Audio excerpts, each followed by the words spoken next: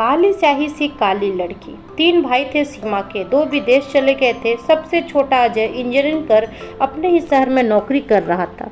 सबसे छोटी और इकलौती बहन थी सीमा, काली स्याह सीमा। सचमुच बहुत ही काला रंग था उसका। मैला मैला सा, छोटी छोटी गोल गोल आंखें, स्लेटी रंग के होठ और सिर पर उलझे उलझे काले घुंघरेले बालों का बेहतरीन घना छत्ता। पढ़ाई के नाम पर भी उसके पिता उसे आर्ट्स में ग्रेजुएट ही करा पाए थे, वो भी प्राइवेट। इसके वजह इस कलाकार प्रतियोगिता वाले समय में मायने ही क्या। फलस्वरूप उसका मन रसोई में रम गया। पाक कला की शौकीन व प्रवीण सीमा खूब बनाती, खूब खाती और खूब खिलाती। इस स्वदीले शौक के चलते कब उसका शरीर उसकी उम्र से बड़ा हो गया पता ही नहीं चला। उसमें किसी लड़के या लड़के वालों को पसंद करने योग्य कोई विशेष तो क्या, साधारण बात भी दिखाई नहीं दी। तो क्या कोई भी गुण दिया ही नहीं था प्रकृति ने उसे? नहीं, ऐसी बात नहीं है। उसे तो गुणों की खान भी कहा जा सकता है।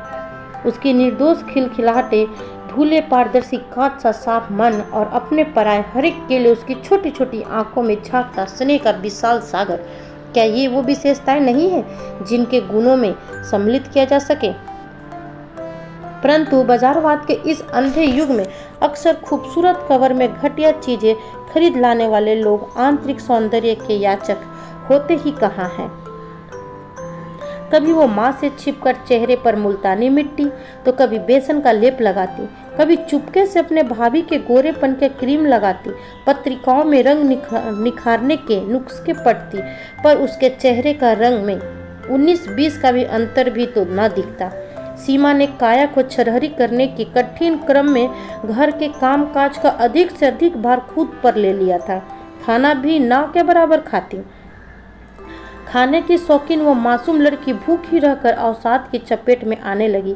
रोज रोज लड़का खोजने जाते रहने के व्यय और थकान से अजीज आ गए निम्न मध्य वर्गीय पिता भी उसको ही परेशानी का कारण मानने लगे और उसके प्रति उनकी दृष्टि भी कठोर होती गई, जिसने उसे भीतर तक आहत कर डाला।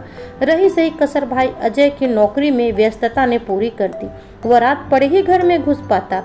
घर आकर भी कंप्यूटर पर काम करना होता। बचा हुआ थोड़ा समय अपनी पत्नी आभा को भी देना होता। ऑफिस में वह सीमा के ब्याह की तमाम जुगत भिड़ा रहा था, सीमा को बताए बगैर। परंतु कोई सफलता हाथ नहीं लग रही थी। परिवार और समाज द्वारा कुछ अनजाने ही और कुछ जानबूझकर की गई उपेक्षाओं के मध्य वो निश्चल निर्मल मन भोली लड़की भ्रमित होकर रह गई। ऊपर से दिल दहला देने वाली हर अस्वीकृति के बाद अपने ही माँ के ताने उलाहने और अपने ही पिता की कठोर होती दृष्टि सहती व मासूम सी सीमा पूरा परिवार होते हुए बिल्कुल अकेली हो गई।